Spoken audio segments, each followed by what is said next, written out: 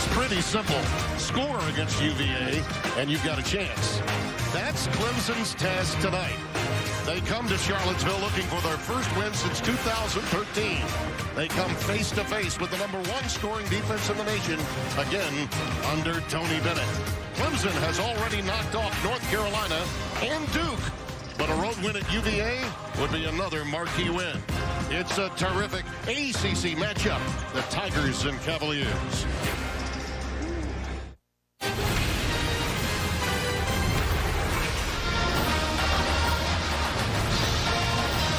Here we are at the home of the reigning NCAA champion Virginia Cavaliers, the John Paul Jones Arena.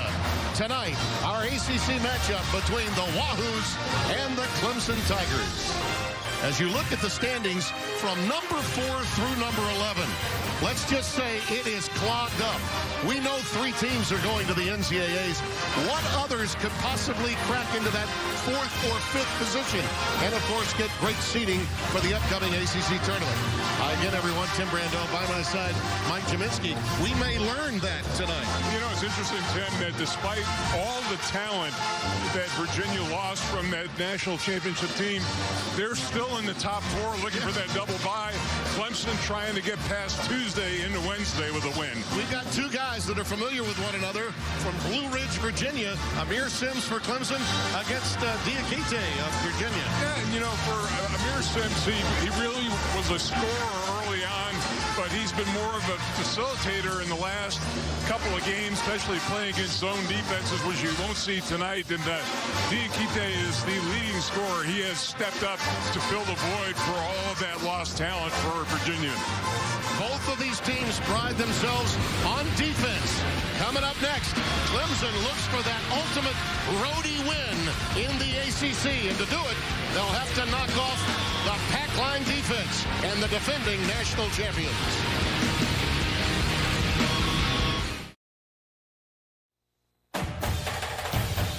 ACC College Hoops is brought to you by Bojangles. Drop a big bow box on dinner tonight. And Coyote Tractor. We dig dirt. A little wintry mix is making its way here into the lovely area of Charlottesville. And we're the Tigers and the Cavaliers. Take a look at the LS Tractor starting lineups. And Clyde Trapp, who's so very quick, along with Alamir Dawes.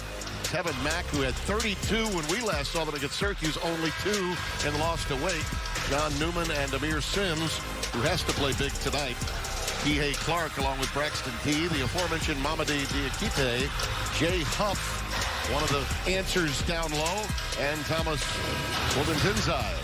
Your starting lineups, and here are your 4 keys to tonight's game, G-Man. Yeah, we talked to Brad Brownell, and really concerned about controlling the defensive boards, making Virginia miss and not get second shots. And for the Cavaliers, Tony said in that streak where they lost 4 or 5, it came down to 1 or 2 plays executing in key situations.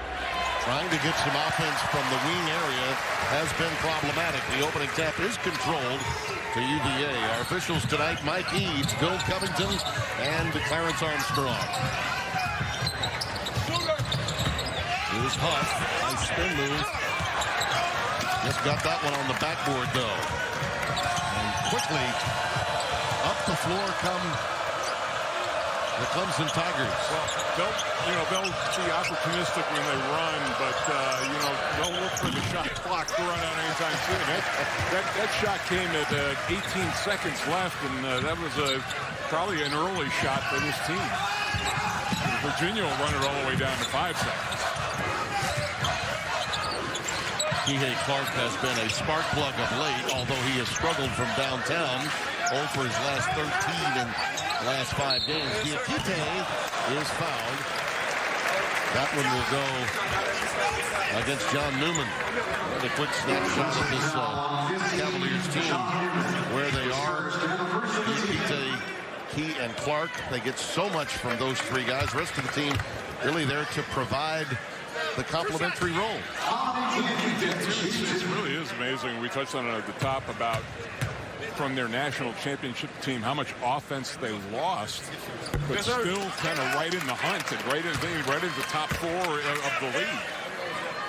Their issue, really, their only big issue is that they don't have that guy that when everyone else is missing shots can go and get you easy buckets. The go-to guy. Yeah, the go-to guy. At the end of the game, too. No Jerome, no Kyle Guy. I think the Guy loss is the one that really hurts them the most. They did not anticipate that, and to this point, they haven't replaced that. That isn't to say that they won't, however, before the end of the year. That 3 ball just off of the heel, but at least Amir Sims looked for it and took it confidently. His last 4 games from 27 points total. Has not been shooting the ball very well, and he played very well early in the ACC season. We saw it in the Syracuse game. He allowed himself to become a facilitator. The offense did run through him. They were running that high-low game between he and Tevin Mack, and that was the difference, really, in that win over the Orange a week ago. Well, and Mack, if he can have a game like he had against Syracuse, where they had 32, against this defense would be a huge bonus. Braxton Key drains it. And the transfer from Alabama gives Virginia a 3-0 lead.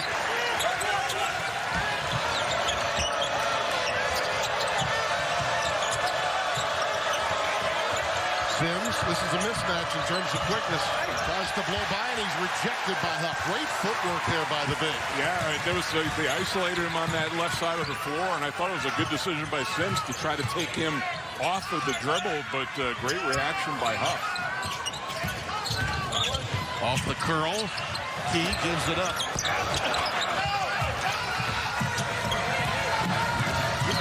First 2.5 minutes is being played at a lot faster pace than I thought it was going to be. I thought this was going to be a rock fight for 40 minutes. Both teams are trying to get it up the floor quickly. It can bog down once they get into the opposing team's forecourt. Out of bounds. Last touch by Virginia will be triggered in by Alamir Dawes.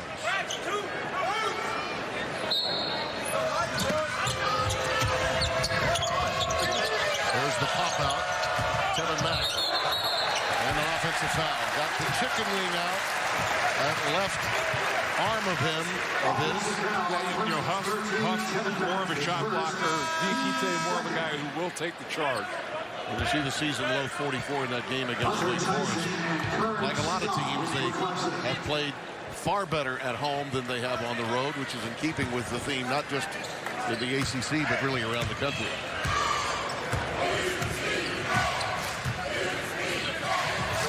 2.5 minutes plus gone by, and Clemson's got the scratch. Clark to the cutter, and Diakite slams it home from point-blank range. What a beautiful play, and the back line defense of Clemson just fell asleep on that play, and a beautiful delivery from P.A. Clark. Dribble handoff. They're really trying to work that matchup with Huff, and so far they've come up empty on him. Well, underneath, that will go against Curran Scott of Clemson.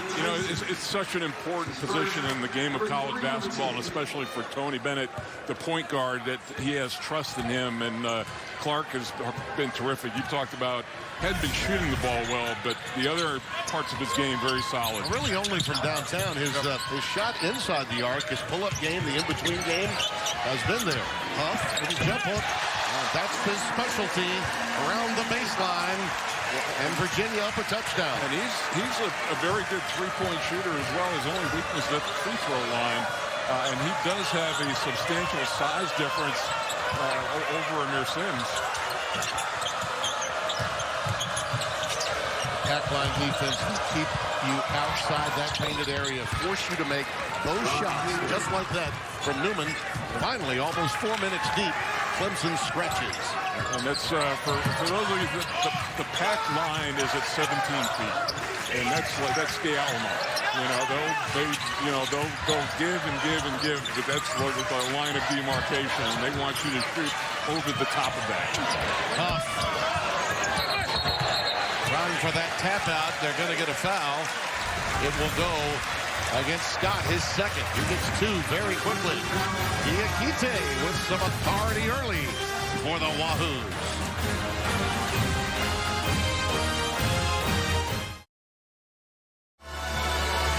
7-2.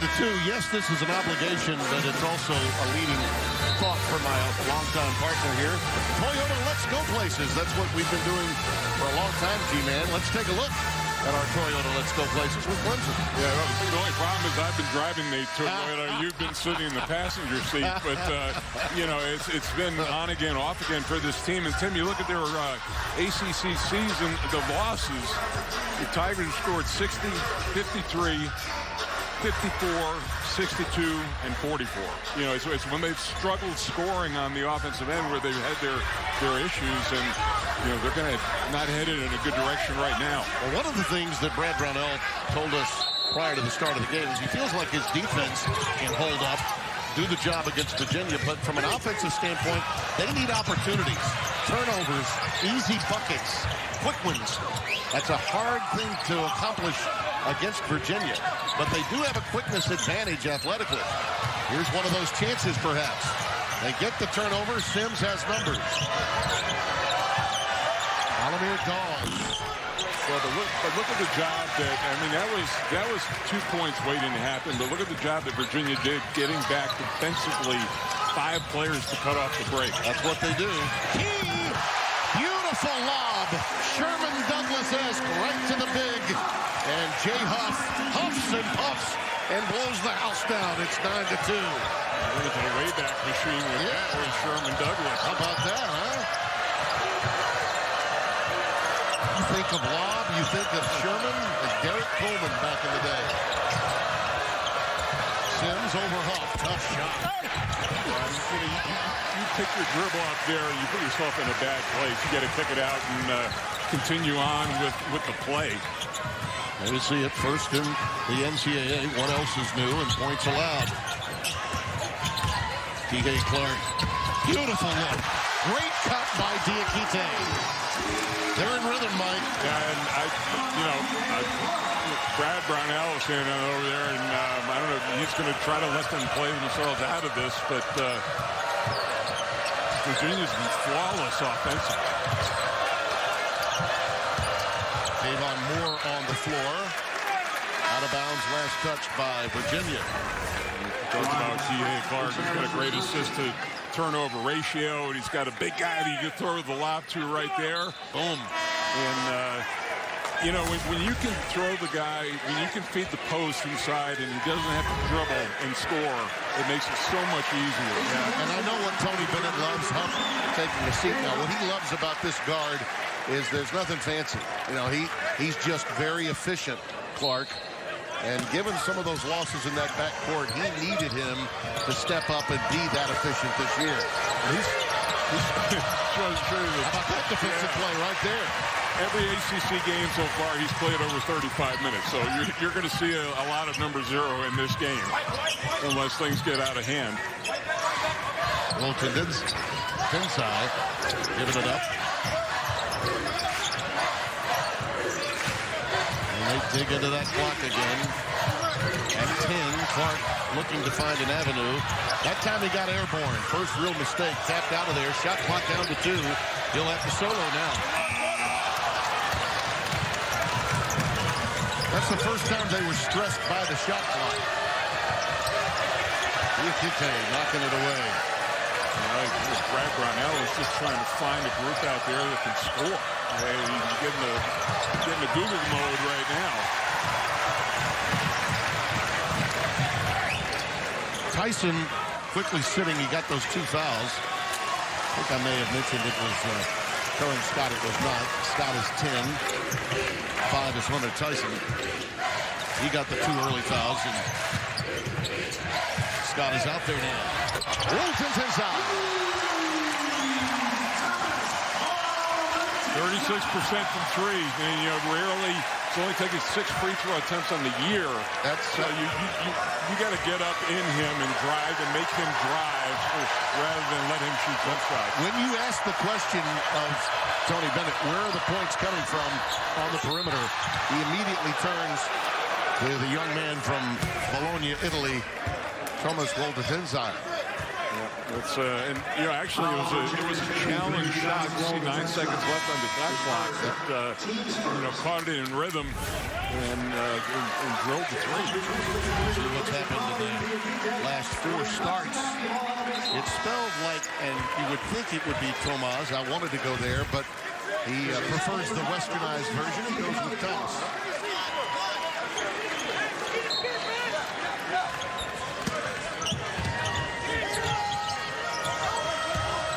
Sims, beautiful first step. Got past Huff that time. Well, and the key thing there was he kept a live dribble that time.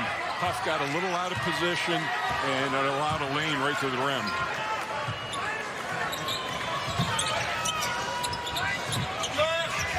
Braxton Key.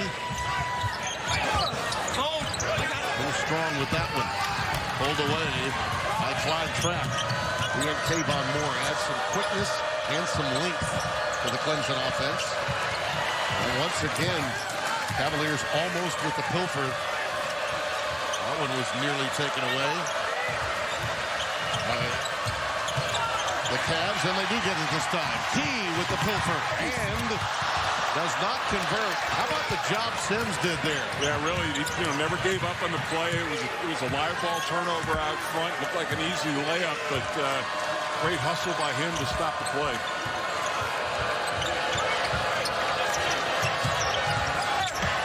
Virginia's Chase Coleman is in there. Another rejection. Morcell also on the deck for Tony Bennett. A nice decision to pull that back. It was a 1-on-4 break. Wait for some friendly jerseys to get back there. Casey Morcell unable to get that one to go. Newman comes out of there with it for Clemson. 9 minutes gone. 14-4 Virginia. So very difficult to score against these guys. When you think about that, 4 points in 11 minutes. Yeah. And not uncommon, by the way. Happens to just about everyone. Sims, that's big. They need that and more from him tonight, as you documented. Yeah, and that's, he's set some things up, and by that last drive that he had, Huff played off him a little bit, gave him some room for that jump shot. So if he can mix those things together, he can score a little bit. Braxton Key. Well, sometimes those early makes from deep can be fool's gold. A couple of long ones, near air balls from Key since that first one was drained.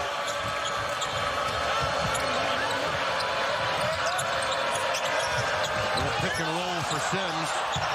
Cut off by Huff. This is the roadblock. Scott laying it off for Kayvon Moore. He gets it back and can't get it to fall. Aaron Scott, young man from Edmond, Oklahoma, Memorial High School. 3 of 12 and only 1 offensive rebound for the Tigers. So, if you could somehow get on the offensive glass and get some second shots. Looking at the scores table, 3 Tigers are going to come in on the next dead ball, including Alex Hemingway, the 3-point specialist. And there's a reach-in foul.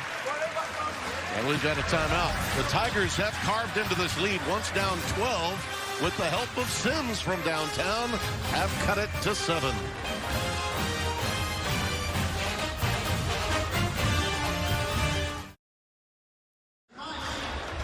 It's our CPI security protecting the paint, and you're going to be hearing a lot of that and seeing it tonight. Well, and do it a different way. It's Huff there with the block shot. Diakite draws the charge on that play.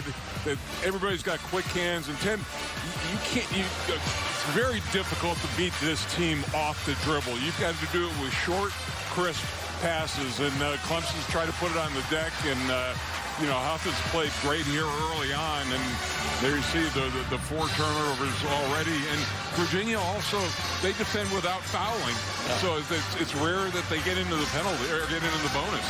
By the way, we were able to sneak into the locker room prior to the game, and Mr. Clemson, as I like to call him, Tim Beret, was conducting his pregame interview with with Brad Brownell. That was one of the major points of emphasis that he told Tim, and we were able to listen in on. And it was about, there's Tim Beret, now working some with NBC Sports, and our friend Peter Jacobson now in a emeritus role at Clemson. So long in sports information at Clemson, and so tightly knit with Notre Dame as well. But he talked about sharp, quick, fast, and hard passing. Yeah, you got to throw fastballs against this team, and you know, like I said, you put it on the deck too many times, they can pursue you from behind, and just very difficult to break down. Fall away will not go for Diakite. Hemingway just into the game, number 12 in orange. He can light it up from downtown. I'm assuming that's what Brownell wants to see. Some 3 balls going up from him. That's why he's checked in, along with a couple of other reinforcements.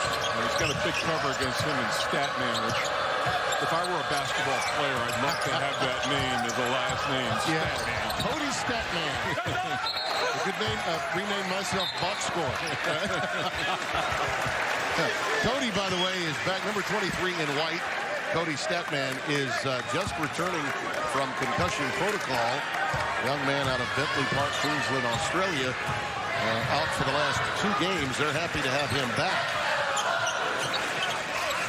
This Virginia team has gone a little deeper than usual into their rotation than in past years. Clemson now in his zone, trying to test Virginia's ability to shoot outside. Statman, beautiful delivery. Goes to the left hand on the dribble drive. 16-7, as if on cue. Statman is on the stat sheet.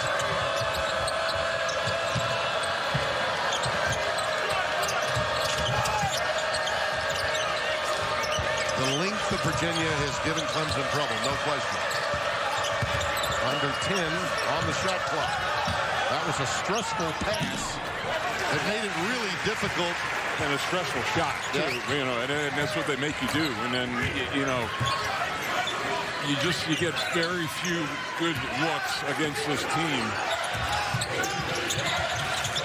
Marcel giving it back up. Here's the high pitch from Huff. Now he's called off. Pops out for 3. You know, he missed that one, but he is a capable 3-point shooter, and he can not only pick and roll, but pick and pop as well. Tevin Mack took that last 3 for Clemson. He's just not able to shake Diakite, and there's a mix-up. And the turnover, the end result. Shall I just go ahead and use it? Statman cometh? Huh? Why not? Goes to the left hand. No one ever called a right-hander crafty. Beautiful.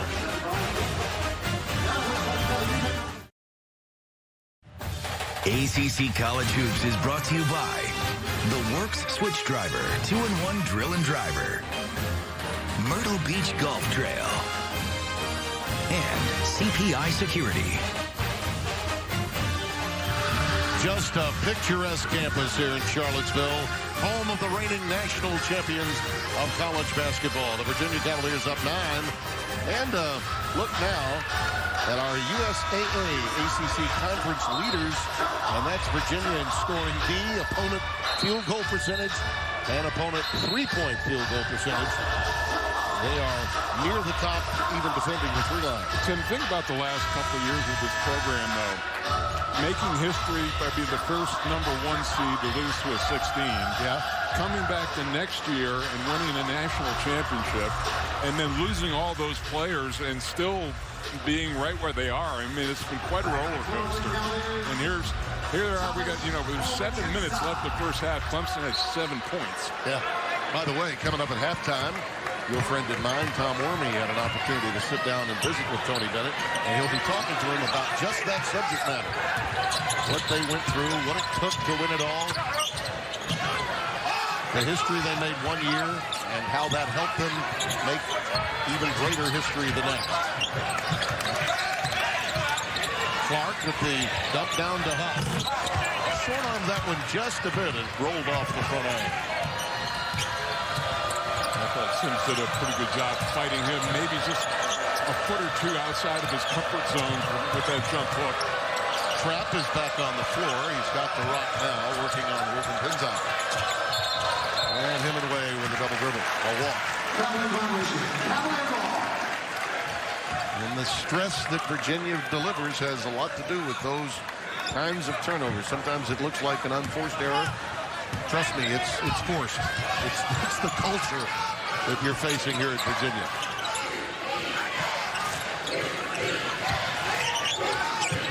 Diakite going high-low with Huff. Off there. And you know what? And Brad Brownell said one of the great things that Virginia does is tap out on missed shots if they can't get an offensive rebound, and it results in a three-point basket. Absolutely. You get the recycle off the stat man miss, and Diakite is ready to fire. 19-7, 5 unanswered now for the Cavaliers.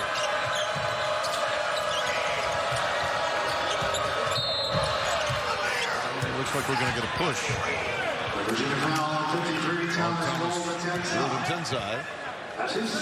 Second foul. You ask referees, it's a lot easier to referee the perimeter than it is inside because it's right out in plain view, and he did have his hand on his hip that time, and that was an easy call. He sits down. Braxton Key checks in for him.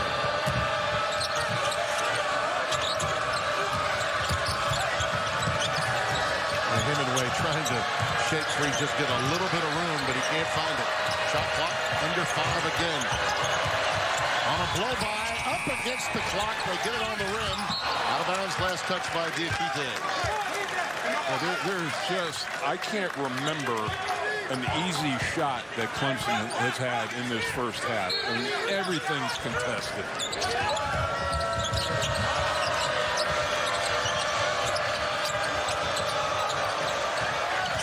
They never lose sight of the shooters and where their comfort locations are. That's Dawes. Look at the job he did that time, and he needed a little help from the iron. And Alamir gets it done. It's 19-9. I thought I was going to hear my favorite phrase in the world on that shot, but I'm making you wait. But I was denied. I'm making you wait tonight. Defensive battle, you got to wait. You got to wait. Clark, there it is again. Softly off the window pane this time for Huff. Off at the dime drop from the outstanding point guard, P.A. Clark. Pause again. Off the heel, and that time, Mike, the iron was kind. Yeah, he's come in and given him a nice lift. And that last that lob, about Huff, he didn't try to make a highlight play. He knew he couldn't dunk it, so he caught it, controlled it, and put it in the basket.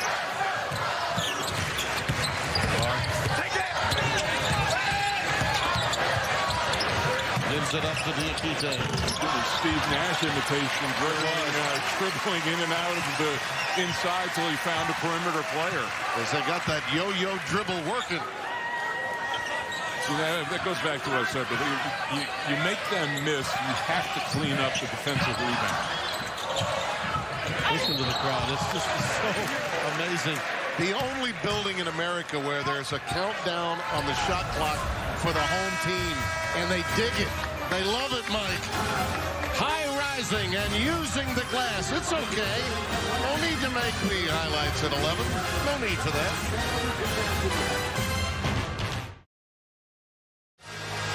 (21-11) our score. Tim Brando, Mike Jaminski, and Mike, here's our Jimmy John's freaky fast play. Well, I mean, P.A. Clark, how about this?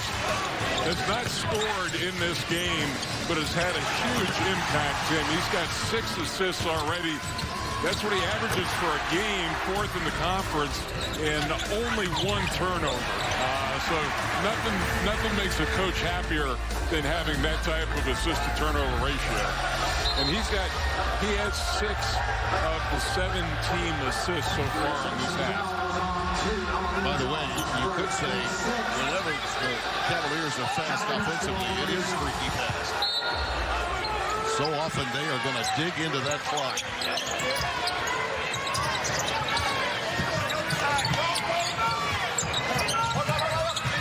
This guy is really controlling. It's almost as if the leather is part of his anatomy.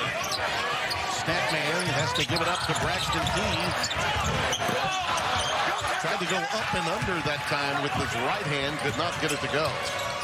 Aaron Scott back on the floor, joined by Sims. You know, it's frustrating. You're trying to push the ball, rush it up the floor, and at every turn there's a white jersey sitting there in front of you. There's no place to go. And for Sims, he's staring up at the tallest one in white. That will be a bump on Huff, and he picks up the foul. Foul on 30, Jay Huff. His first, team's third. One of those rare fouls committed by Virginia. As you mentioned, they play so well defensively, and yet almost are never in foul difficulty as a team. And it's going to put Clemson in the bonus. That's rare in itself. Yeah, but it's, you know, if you get in the bonus at the 12-minute mark, it's a lot different than getting in at, Sure is. with 1:30 left on the clock. Evan Mack plays the nylon song. They need him to warm up and Sims to go with him. And all the things that we've said to this point, Clemson's only down 7. Yeah. You know, I mean, Virginia's not a team that's going to just roll you and get out to a 20 or 25-point lead. That was the wrap on this program. Many felt they might not ever win a national championship for that very reason. Now, that ended, of course, last year. Well, and it was not exactly a walk in the park for them either. No. You know, in that stretch to the finals. Braxton Key delivers again.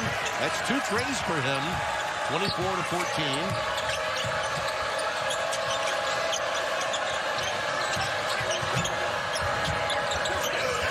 Sims, not only you gotta take that shot, you need to make that shot if you're gonna beat Virginia on the road. And you can see that, you know, Huff a little reluctant to come out and really cover. He did get a hand up, made it, you know, slightly more difficult, but he knows Sims can put it on the deck. In case you were wondering, the lowest score this season for Clemson in a half, 19 points. And they've got a minute and change to get over 19. They're not there. And that will be a challenge against this UVA defense. Well, and Virginia basically sending one person to the offensive glass. Huff is the guy who's going to be in there, but they want 4 people back defensively. Mack again. This time off the front iron. I don't know about that shot. You know, it was a long 3, and there was 14 seconds left on the shot clock. You said it, and Brad looked the part as you said it. We could have superimposed your line underneath a shot of him. That's exactly what he was thinking. That was not an all shucks over there. Stat man with a ball fake. Huff shows you his versatility as a passer. Gets Key cutting to the bucket, and he stays with it. Well, you know, you got 4 orange jerseys in there. You get a guy to miss a layup, and you know, they're going to take a timeout. One of the, you know, take it or lose the timeout. Yeah, and they need a bucket. Make sure that they can get into the intermission maybe in single digits as a deficit. How about Key just staying with it here? That was a difficult pass for him to corral after losing the handle. Yeah, and he just happened to be in the right place, you know, where the ball missed to be able to get a tap up. Well, let's take a look at our big bow moments, G-Man. Well, and this was, to me, the most improbable stat maybe in sports history. You know, at 0-59 since 1926, and Clemson came up big, and then they had the huge win against Duke at home. So maybe the best back-to-back wins in program history. Yeah, and look, here's the deal. You're saddled in that position, as we touched on at the open of our telecast, in that 4, 5, 6 spot where you're fighting for maybe the bye and a double bye opportunity in the upcoming ACC tournament. What Brad Brownell needs now is some consistency. Back up a really good win like the Syracuse win by not falling flat at Wake Forest like they did with only 44 points scored. He needs, and that's a road win. That's what a road win can do for you in terms of building your confidence for the second half of the season. And you talk about, you know, those 2 replays that we're shooting. We talked about 2 great resume builders. No question about it. Diakite had it and then lost it. Now they have numbers. And Virginia gets back again. And now they don't. Wow. Just like that. They had their chance, but could not corral the ball in time. And UVA was able to set back up defensively. And they'll take the last shot here. Trapp will initiate. It's a pick and pop for Sims. Tough shot. Virginia's pack line defense holds Clemson 5 points under their previous low in a half. Not unexpected. And again, only 12 down, which all things considered you'll probably take, shooting as poorly as they did. Problem, Mike, is very few possessions in a game you play against Virginia. Yeah, and you know, it's again, I can't. You probably count on one hand the number of easy or good looks that they had. ACC scoreboard coming up. That wonderful feature Tom Wormy did on Tony Bennett. And first half highlights all ahead here from the John Paul Jones Arena.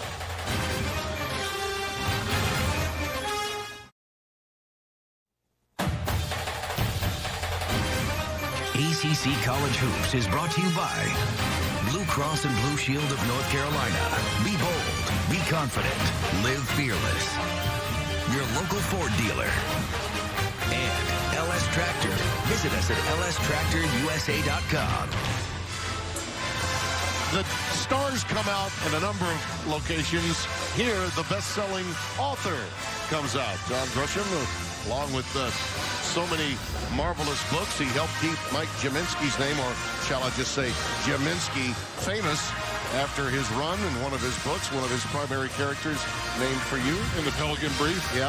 And I asked him, I said, where do you get your names from? And he said, 2 places, the sports page and the obituaries. And I said, I'm glad it was from the sports page.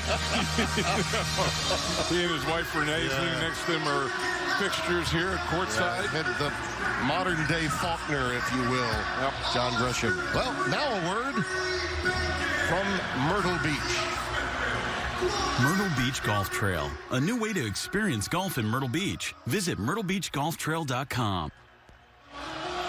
Well, unless John takes up becoming a media critic between now and my death, I guess I have to wait for the obit, right? that's the last time I'll have a chance. Get ready to start the second half. And Virginia's lead is 12. What if you're Clemson, if you're Brad Brownell, what can you possibly do to change the complexion of this game? Well, I think it was that halftime was more of just a mental health saying, fellas, the ball does go through the basket. Certainly a couple of early successful possessions here in the first half would go a long way to helping the cause. Wouldn't hurt to have this guy, Sims, or Mack, get off to a good start. And Sims right away rejected by Huff. He's had a brutal time trying to, he's trying to get a foul. He's trying to work inside, but Huff is keeping his ground, not going for the pump fake, and just too long. And you looked at those numbers on Virginia's leading scorers, and they have gone with as much. Normally a team that goes with 3 primary scorers, they've gotten a little more scoring from others tonight. Clark could not get that one to go. Yep. Had a good look.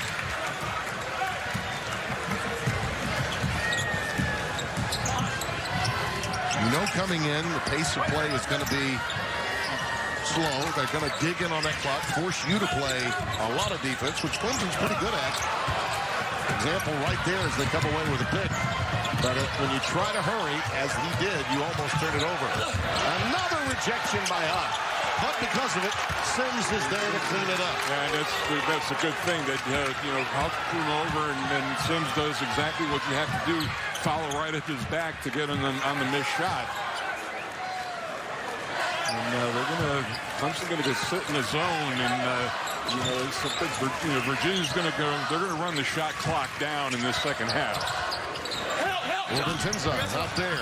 And last touched by Huff. Here's that block by Huff, and you notice how Sims just follows the play, as you mentioned. Yeah, I mean, you get the switch out front, and it was a smart play by him. Good initial defense by Virginia, but they were able to clean it up on the offensive glass. 2 minutes gone here in the second half. Nice split of the double team, but a turnover. Alamir Dawes did a nice job, but he got greedy, and it was taken away by Virginia.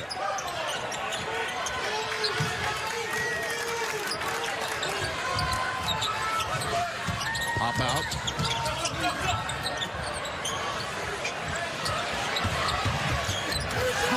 In traffic, gets it done.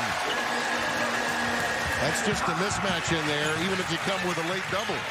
Yeah, it was a nice move. A lot of right-handed players like working off of the left block, but he was able to split things and get to the rim.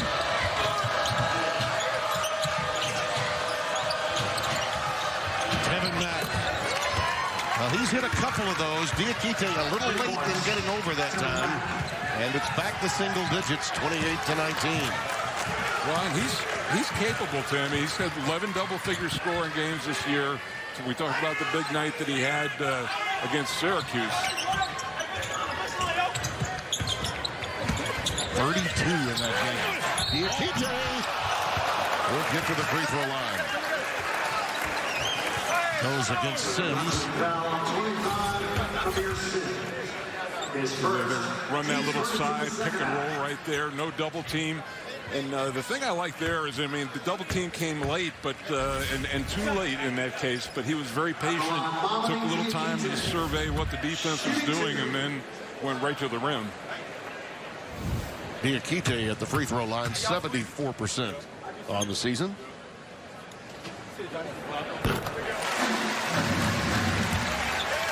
16-plus points in 4 of his last 5 games and at least 6 rebounds in 9 straight games. Went for 6 out of 10 and 19 points.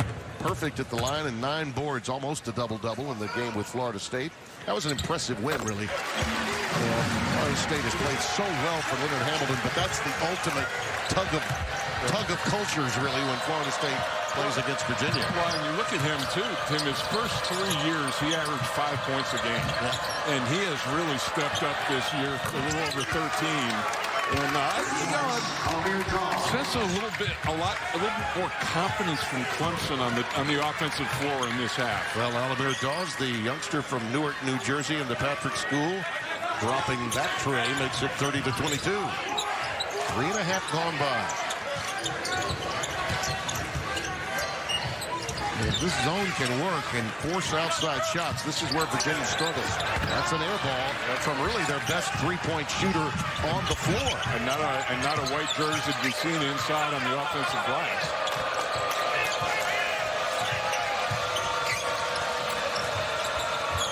Pratt, Mack, Sims, Dawes, and Newman on the floor for the Tigers. Pratt trying to get past Huff. Well, his footwork is outstanding. Newman! The iron really unkind. That would have been obviously knocked down to a 5-point lead if that one goes down. But you got to be impressed with Huff because he's gotten caught on switches with smaller players, and he's kept them in front. He can move his feet. Yeah, that ability, Mike, and you know this as a guy that's 6'11", to move side to side and own your space defensively against a guard on a switch, that's pretty outstanding. No, thank you. Nice pass. A little low, leads to a turnover, but I like the idea. That pass from Alamir Dawes had a chance to be really good, like this 3-ball that was good. It's 30-22 in the second.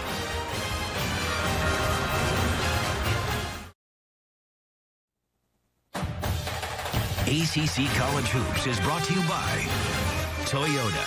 Visit your local Toyota dealers today. Toyota, let's go places. And Husqvarna, all-star lawns start with Automower. 30-22 our score early in the second half.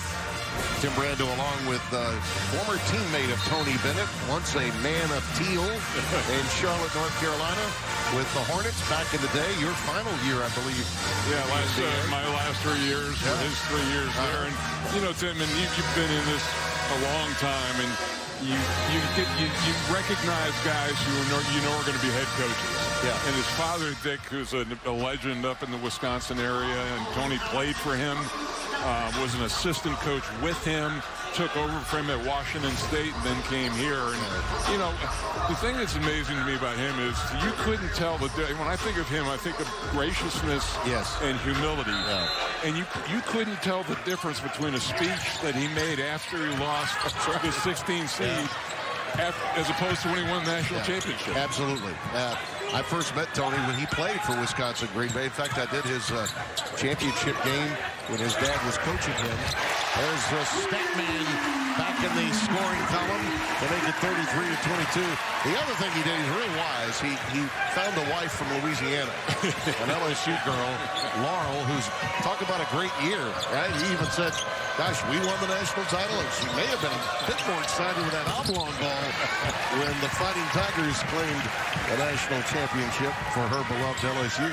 Tell you what, man, I could listen to Coach O talk all day long. He's got one of the great voices. Well, and like Tony, a gracious guy, too.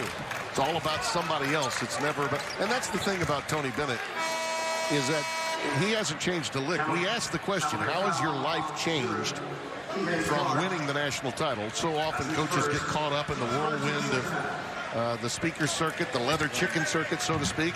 He says, well, a few more things, but I've always been pretty good about saying no, and I think that helps you sometimes when you've won a national championship. Well, like you said, you know, it's a chapter in the book. You don't rip it out and put it up on a wall. It's just it's part of a continuum for him.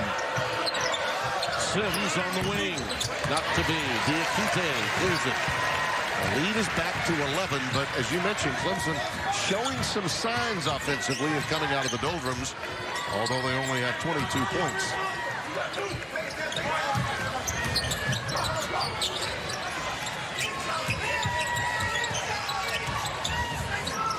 Diakite, way too strong. This zone has been effective for the most part for the Tigers, hasn't it? Being 2 of 7 in the second half. Have gotten very little getting into the lane. That's a great pass from Newman, and the reversal from Mack. Well, you just see, you know what? There's a lot more life on the Clemson bench. The body language has changed dramatically for the players out on the floor. You can see they're engaged, and everything. They feel like they've caught on to something with this zone. Clark, again, he is 0 for in his last 5 games, 0 for 14 from beyond the arc.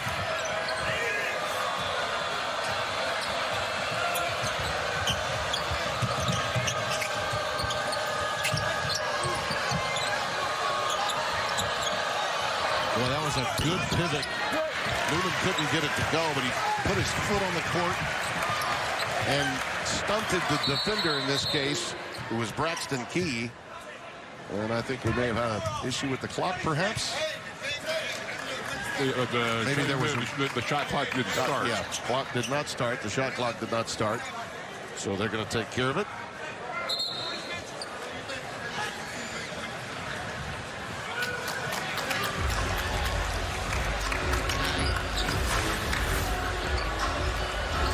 Here's a look outside. You know, you get that high pick and roll and good action inside.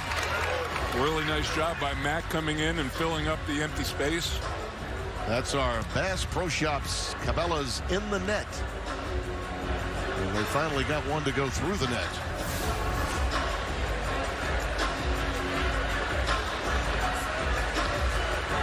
Mike Eads and company taking a look at the shot clock circumstances. How much time they officially have to put back on the clock. Virginia's last field goal a couple of minutes ago. The zone has been pretty effective. I think they're coming over to let us know. Thank you, Nancy. Thank you.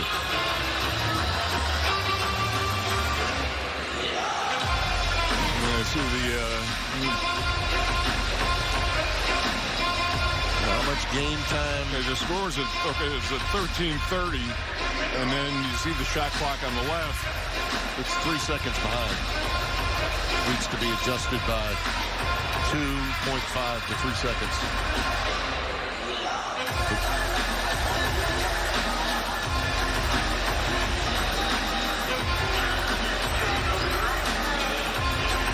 Okay. Well, they've gone well back and taking a look at that. Yeah, they're trying to find out the possession of where the clock malfunction started. Well, I saw a 3-second differential very early in that sequence. But at this stage, I would suggest we just find the number, settle on it, and play on.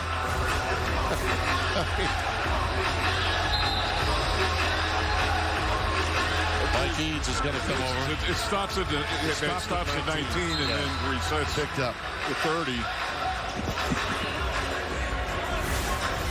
26 seconds showing on the shot clock. Mike Eads just came over. What did he tell you? They were having trouble getting a good look at what was going to go on, so they just Decided on a time. Decided on a time. I like that. And took 4 seconds off of the off the shot clock. That's a good piece of officiating. And I'd kind of like to see, the ACC go to a central, where something can be reviewed like that, rather than having the referees have to go over and look at it. A lot like the NBA has. The SEC, I believe, has the same thing where they can call down to Birmingham and have the play looked at. Yeah. By the way, they have some equipment, some technical equipment here that they can use that's down, and so they were having to wait and really utilize what we had in our truck because the video system that they have in place here at John Paul Jones Arena was not operative. So that had something to do with the time and details that they were going through. That's his first, his second. And Diakite spots up against Sims here.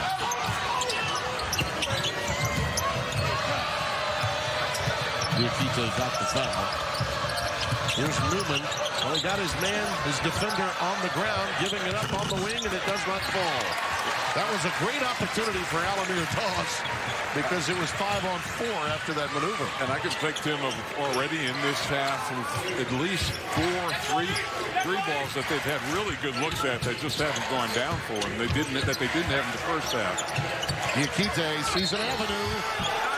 Wave it off. There's a foul prior to the shot. And we've got a timeout. The lead remains 9 for Virginia. Clemson trying to claw their way.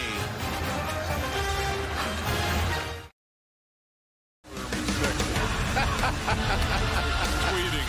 No, I'm not.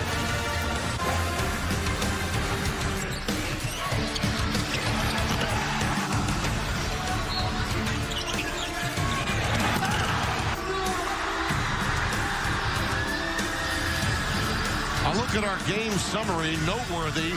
Huff has done the job with a couple of blocks. Only 5 Cavaliers have scored. 4 for Clemson. Not more than a couple, Tim. Huff, a nice line for him. 8 points, 6 rebounds, 4 blocks in 25 minutes. Yeah, and he's 2 blocks, I should mention, away from setting the John Paul Jones record for blocks with 6. Tell you, there are some outstanding shot blockers in college basketball. Got a look at one last night in Jalen Smith of Maryland, who could ignite a fast break in a heartbeat. That's a kid right there that you're looking at that I think does a better job of keeping the ball in play with block shots. Mike?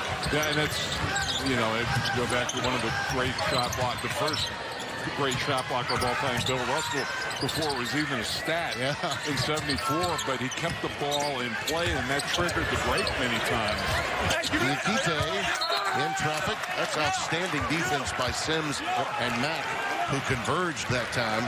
Well, he was able to get Diakite to push. He got him underneath the basket, and he was not able to create any space to get the shot up. By the way, speaking of blocked shots, Diakite's had a whale of a time with blocks of 41. He actually was a defensive star in one game. He was moving in. He had at least a block in 20 straight games. That's the kind of stuff of Ralph Sampson legend around here. Well, look at the defense right there. I mean, Sims just couldn't make up any ground, and he was forced to settle for a fall-away jump shot. At one time last year in 20 consecutive games, he had at least one block. Well, he's probably just thrilled that he gets to shoot the ball now. Yeah. He didn't get to shoot the rock a whole lot last year. No question. There's a beautiful save by Diakite. And a recycle for Virginia. Scoreless in the last 4 minutes. But their defense, as they say, that travels well, has had their back here at home. He was over and back.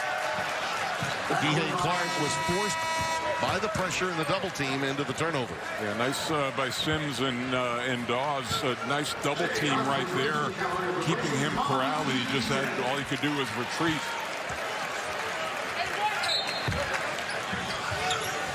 This has been quite a cold spell for the Wahoos and an opportunity missed, really, for Clemson. They need to make a few buckets here while there's a lid on the cylinder for Virginia.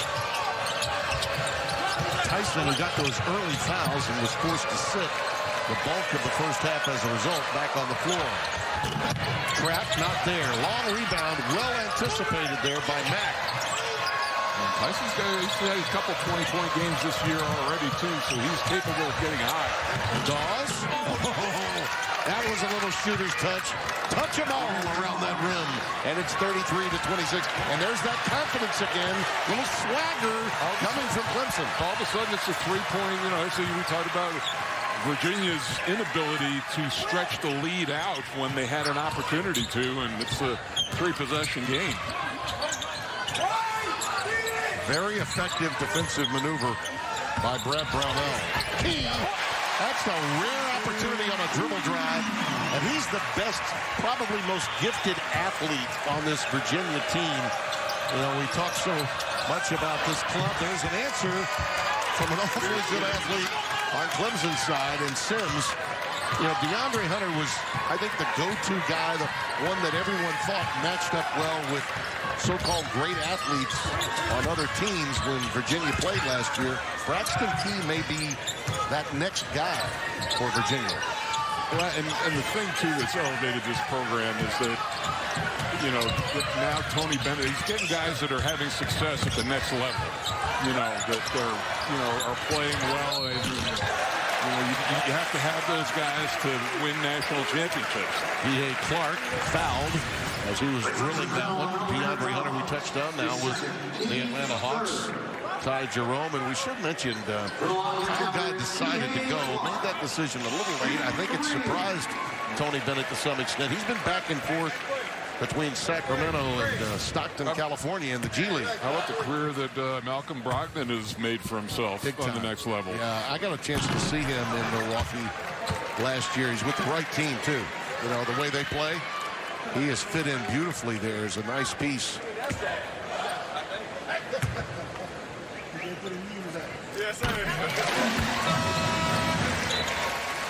We're going to be talking about that team a season ago for a long, long time. First points of the game for Kihei Clark, but 9 assists and 3 turnovers. Yeah. Efficient. Just 1 out of 2 at the line and a tap out from Huff. And a recycle, an opportunity for a 3 or 4 point trip here for Virginia. And Sims just, when you play against a taller guy, you have to block him out farther from the basket. Golden Tenzai back on the floor. Looking for a step back 3 up against the clock. It's Key. Oh, the iron downright rude right there.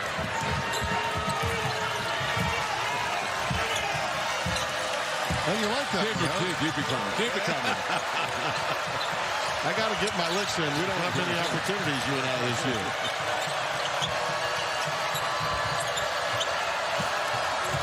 Sims going into the chest of Huff. Beautiful pass. Slipped it in there, but another rejection. Not to be. Tyson. Yeah, TK with the save inside. Crowd really responding to that defensive sequence. You know, this crowd takes more joy out of a great defensive series than they do on the offensive end. They know their team. They know the team's culture. As they say, the buy-in, not an issue here in Charlottesville. The way they like to play. And I think Huff is going to get whistled for this foul. How about this work inside? Just when you thought you slipped in, the pack line has the Cavaliers' backs. And the lead is 8.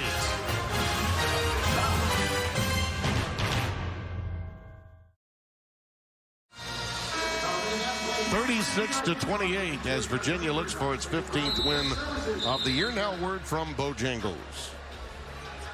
Say good morning and mean it with 2 hefty, zesty Bojangles sausage biscuits. It's Bo time. I love this arena. Got in here really for the first time about 2 seasons ago, Mike, and it's the intimacy here is magnificent.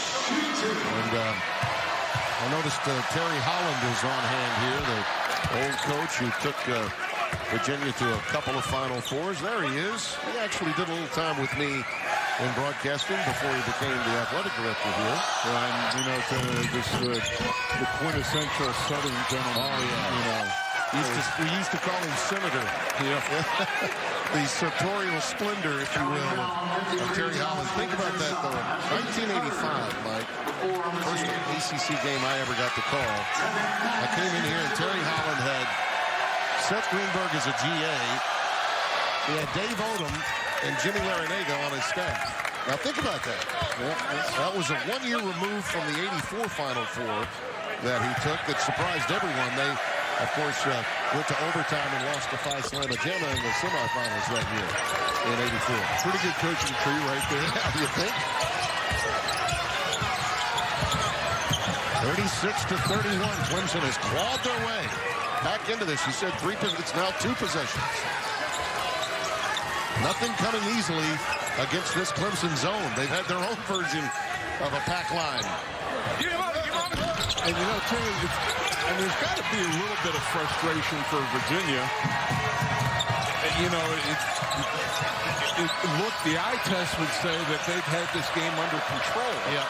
Yet it's a 5-point game. Well, right there we saw Clemson at their own scouting report. There's Sims, and Huff came out to check him.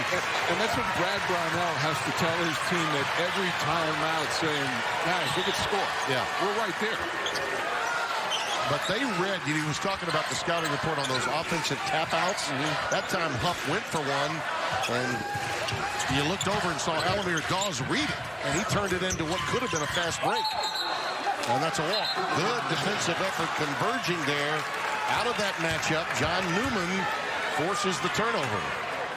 I mean, we're a bucket away from a 2-point game here. A bucket away for the crowd getting a little tense. Yeah. And there's a reach-in foul against Clark. Here are the offensive woes for Virginia. We talk so often about the defense, but they're read them and weep. They're last in points per game, field goal per they're last. But Tim, that's problematic. They are this half 3 of 15 and 1 of 8 from 3. Right. You know, so it's been a real struggle for them, and that was that foul. Talk about them not fouling. They're 2 away from putting Clemson in the bonus. Not having that guy that you can count on. There have been some moments for Braxton Keith. Okay, we've seen that. Moments for Diakite. But they don't have that proven, can't miss, go find a 3-point shot when everyone else is really struggling from the floor. Sims over Huff again. And they've got it down to 2. 36-34. In a game that looks as if the first one to 45, not 55, will win. The resiliency, almost a turnover right there, but what a resilient comeback by the Tigers. Give Brad Brownell a lot of credit for this zone, Mike. It's been so effective. Plus the job that he did at halftime, pulling the team couch out and giving the psychological pep talk. There's that read of a tap out we talked about, illustrated as Alamir Dawes finds the open man. That one off the heel for Trapp, out of bounds to Clemson. I thought that was a little bit of an exuberant three right there. They were fortunate to get the ball back. Straight on, and there's the bench. There's the life that we didn't see in that first half. When when you score 14 points, it's tough to do that. Timeout. 36-34. This one's going down to the wire.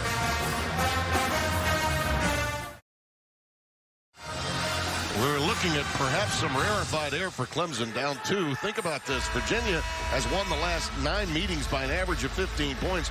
The last win for Clemson in 13, but the last win here in Charlottesville way back in 2008. Virginia is 0 for their last 4 from the floor, 1 of their last 10. Clemson getting a lot of great play from, among others, Alamir Dawes, who is reading this offensive system of Virginia. That one doesn't fall for Mack, and the rebound to Statman. He's got 9 rebounds. He averages 2.8 a game. And, Mike, that's a career record for rebounding for him. And a lot of it has been coming off those tap-outs. And, again, just thought that might have been a quick three that time. And, it's the hurdle of finally getting, they clawed their way back in this game. And that's a 5-point turnaround that, missing that three down the other end and then to make here. Braxton Key, who has delivered a couple of 3 balls in this game at critical times, hit another one, and it's 39-34. That ended a 6-0 spurt. I think they got the foul prior to the shot on Statman.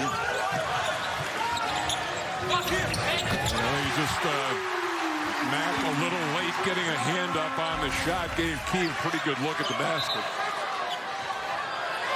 That is now the 6th team foul on Virginia. 1 more and the bonus coming for Clemson, which is crucial with 4:28 left. Clemson still has fouls to give, plenty of them.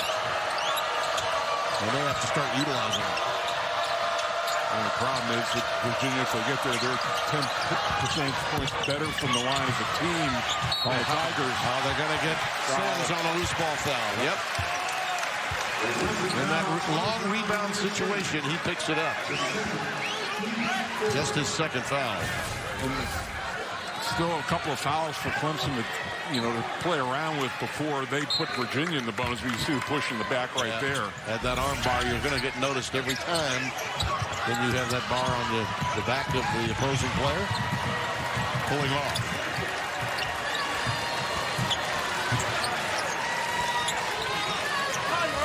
Brownell continues to stay in the zone, daring the 3-point shot.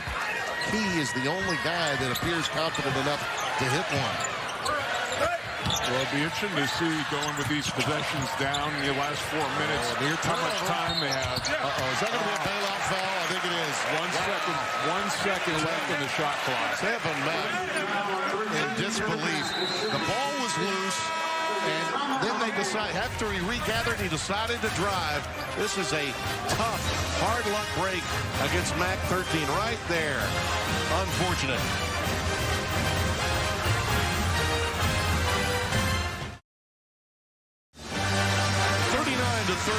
Virginia has stretched its lead back to 5. And now, here's a word from Work Switch Driver. The Work Switch Driver. With 2 rotating chucks, you can switch between bits in a second and get projects done twice as fast. The problem for offense is you can't find a switch with which to work. There's got to be a 3rd chuck in there and see if they. But if you're Clemson, I think you really have to focus in on where Braxton Key is. If you're playing zone or man. Comes up empty at the free throw line. Braxton only 57%. at the line. Chances are, if you put him there, you're better off than allowing him to shoot the three. Well, in Virginia now 3 of 8 from the free throw line, so leaving some points on the floor there. He came in tonight, though, really struggling from downtown. He was only 18% from three-point range. Tonight, he's 3 for 5 beyond the arc. Clearly the leader in that category as this game has progressed for the Wahoos. And there's a foul. Quickness advantage against Huff, shown by Sims. Before the shot, the Cavaliers, Jay Huff is second. Only his second foul, and you wonder now, but it's going to be a 1-and-1, so these critical free throws, and you wonder if Tony Bennett going down the stretch would go offense for defense with Huff to try to get maybe a quicker player on Sims.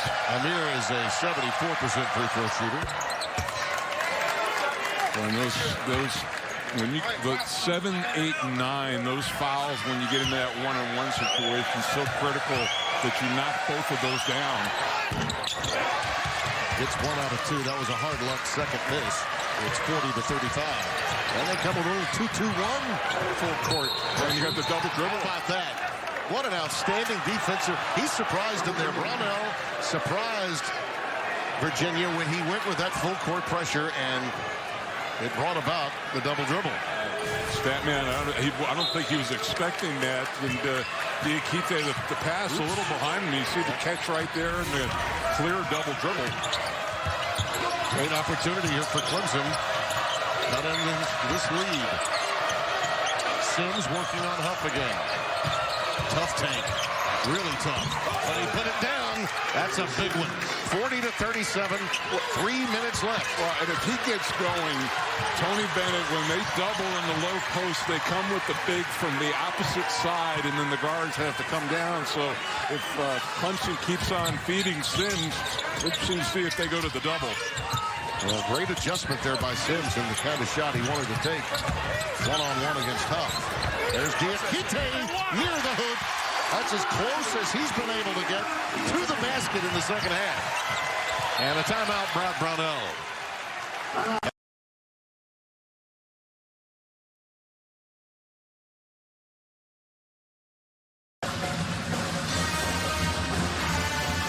This was just a little dexterity shown by Sims, wasn't it? Yeah, no, a good take. You know, you drive your defender into the lane and then come back with that little jump hook on the right-hand side. And this was just great interior play and good passing. And Diakite with the finish.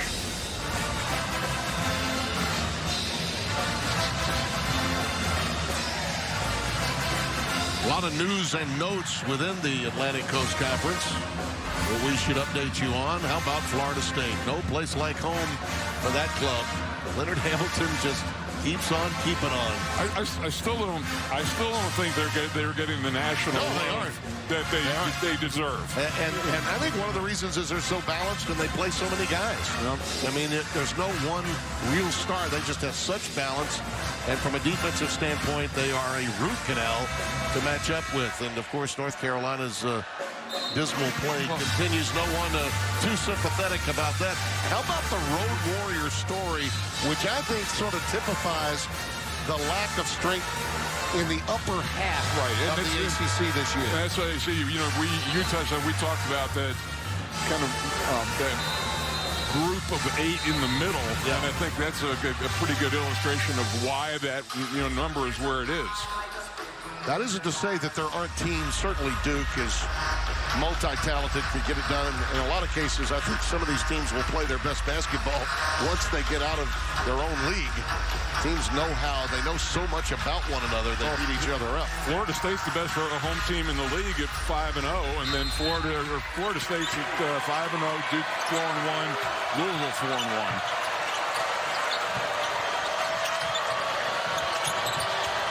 Everyone else has been vulnerable, it seems, at home, besides those 3. Newman, a leaner. Big shot. 42-39. Is this a completely different Clemson team in the second half than the one we saw in the first half? Well, win or lose, this is a game that Clemson can build on. Stepping into the passing lane is Newman with the pick. And a chance to tie or to pull within one right here. Trap, he will not get more open than that. Off the heel and Huff clears. That's a good look. Yeah, but they'll probably go into their offense with about 8 or 9 seconds to go on the shot clock.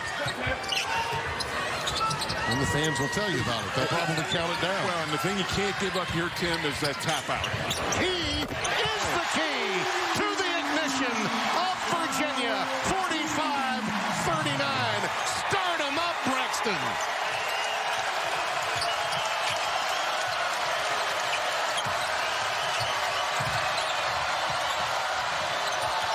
Alamir Dawes. Not to be. The tap out is to Mack. He pumps. How about Newman running that down? Tries to save it, but does so to Diakite, and now the foul. This kid was 18% from downtown coming into tonight's game, and he is loading them up. 4 of 6 in the game, 17 points, only 1 of 2 Cavaliers in double figures. But that was, caught that in rhythm, and that was a beautiful stroke. Still not, Virginia's still not in the bonus. Yeah, we touched on one more foul for Clemson, so it's got to be fast. Yeah, we touched on that. They may have to start using him, and they're going to have to start using him now. And yeah, they're looking, Brad Brownell is calling for a foul, and they're giving up, they probably gave up 8 or 9 seconds.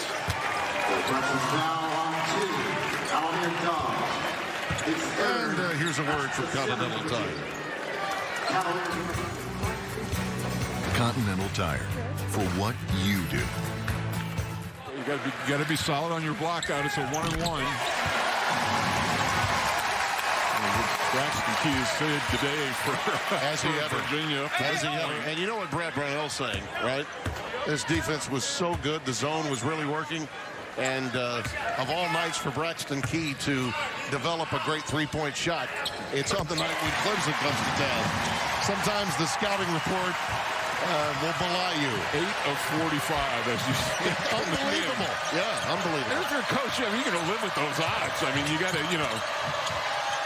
Newman drains the tray, and a timeout by Clemson. 47-42. This is not done yet. And Clemson still has timeout to give. Virginia sitting there with 2. And most importantly, Virginia has the arrow at this point.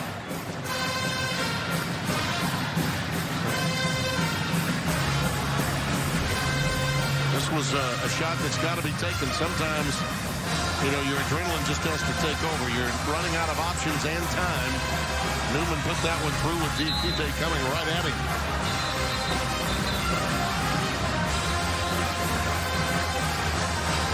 You know what you're going to get when you play Virginia. I mean, they've limited 9 opponents to fewer than 50 points, 4 opponents to fewer than 40. Virginia usually is going to win when they're able to do that. They're 9-0 when limiting teams to fewer than 50 points this season. Tim, if you're going to foul guys in this situation, if you're Clemson, Huff is sitting at 50%, and believe it or not, Key at 57%. The guy you don't want to get, and they're going to try to get the ball to him, is Kihei Clark.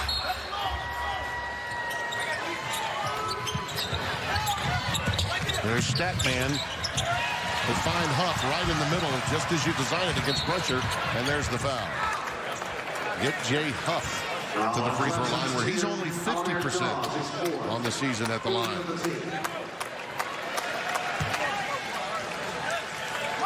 Jay Huff, 1 and 1. I'll tell you, I like what I see in Alamir Dawes, don't you? His understanding of the scouting report for Clemson, he played smart. This Jersey kid, a 4-star prospect. I think in a lot of ways, Mike, he's the future for Clemson. I completely agree with you. And, I tell you what, for he's 1 or 2 for Huff to right at his average.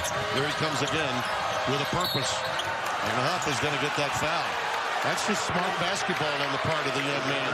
He took it right into the big man, far from the basket, knowing he was going to get the whistle. Yeah, and if you get almost in that situation, you get a double team like that, the guard, you drive right at the biggest guy who's involved in it and pick up the foul. Well, you see the numbers 9 and 8 for him, and missed the free throw. That's a tough one. They needed that freebie. Looks like it might be a tie-up, but a foul will work just as well. It stops the clock, and we'll get Diakite to the line. 13, Kevin Mack, this is 4. Team's 9.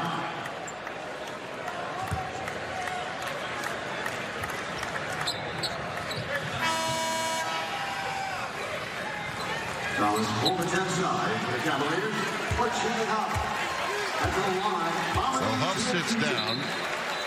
Yeah, an offense for a defense move right there, so they can get him out of there, deal with those traps and double teams a little bit better. Diakite at the free throw line. Some ball handlers out on the floor.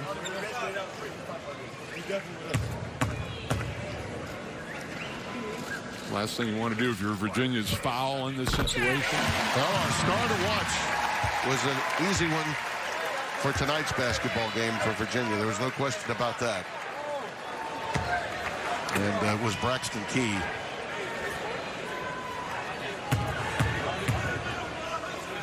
I would have said early on, Huff was that guy. Right. But second half, he was the one that saved them offensively.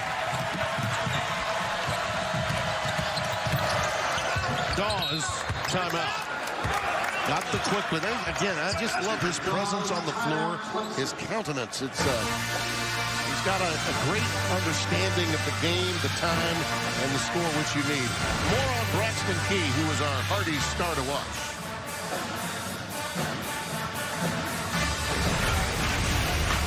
There is, Rich, we talked about, him coming up big, and especially against that zone that Clemson was playing in the second half. Knocked down some big shots, gave them some confidence offensively. I mean, he's an outstanding athlete, and as we mentioned, when we talked to Tony Bennett before the game, we asked him about, okay, with DeAndre Hunter gone, from a matchup standpoint against quicker people, who's your best athlete? And when I talk about athlete, I mean up and down the ability to stay with the ultimate athletic opponent. And Braxton Key was the name that he came up with. And I mean, I'm sure he's not clairvoyant. He didn't know he was going to nail 5 threes tonight. But well, what a performance this young man had tonight. 50-44, still a 2-possession game. But Clemson's going to have to go for the steal and then foul if they can't get it.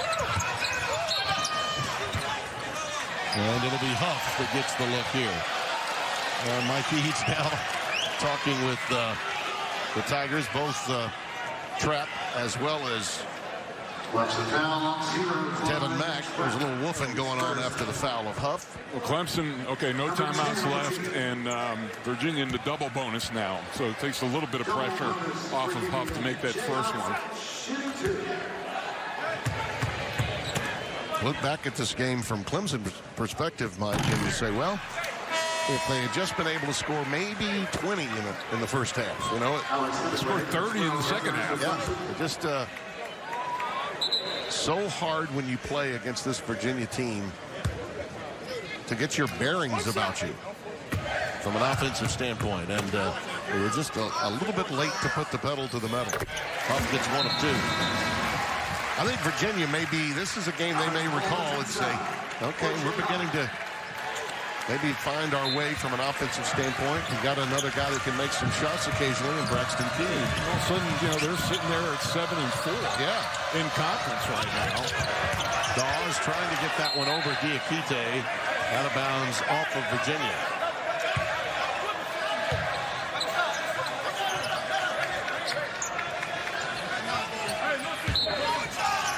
Trying to find that elusive road win. So very difficult in college basketball. Hemingway, a 3-point sharpshooter, can't get that one down, and that'll do it. Virginia with a typical home win for Tony Bennett. A grinder, which is exactly the way they like it here in Packline country, home of the defending national champions. Yeah, and I think there are probably nights like this that he looks up at that banner and smiles and say, all right, no, this is going to be a grind. But, it's on the left-hand side of the column. And then, they're right in there for the double bye. And that probably surprised me. And, their schedules are going to toughen up a little bit. But, for all that they lost, the firepower, and this, especially on the offensive end, I mean, Tony's going to keep him in there. I think Clemson does learn something from this effort, though, don't you? I mean, that was they cut it to 2 on a couple of occasions in the second half. Well, and, I thought it was a great recovery. That first half, they couldn't do anything against that defense. 14 points. And frankly, I thought it was a great job by Brad Brownell. Whatever he told them at halftime, because they did not roll over. No. They came out, they played, they gave themselves a chance. That zone really was key. Yeah. And the times that he decided to go full court, he got some turnovers, a few breaks, a couple of more threes to fall, and they may have won this game tonight. Well, you said, in games like this, there are going to be unexpected guys that are going to step up. And Braxton Key is that guy who had not been, he had a horrible three-point shooting percentage and basically bailed them out in the second half. Yeah, indeed. Well, my friend, a pure joy to be back with you again. Really enjoyed it tonight. As always, that was fun. It's like an old pair of shoes. Yeah. It just slipped right on. Thought for a moment it was Sunday night in the ACC. There you see the numbers, our ACC standings from 4th through 11th. Virginia right there now at 7-4. And I like what you said about Syracuse. If all you do is get eligible and make the tournament field, that zone makes them a matchup nightmare all over again. And I tell you what, the guy, I've had them a couple of times. Buddy Boeheim has really improved as a player. He and Hughes. I don't know if there's a better combination offensively right now. Yep. Outside of those schools that we mentioned at Florida State and maybe Duke. Than those two right now, Hughes and Buddy Boeheim. Yeah, Florida State keeps rolling along, and so it's going to be a fascinating second half of the season. Boston College at Virginia Tech is game 1, game 2. Georgia Tech and Pitt, all of that coming up on Saturday afternoon at 12 Eastern when we bring you an ACC doubleheader. So stay with us on your regional sports networks for much more ACC basketball. Lonnie Dale directed, Joe Vicious produced. It felt like Sunday, but it was the middle of the week in the ACC. For all of them, good night.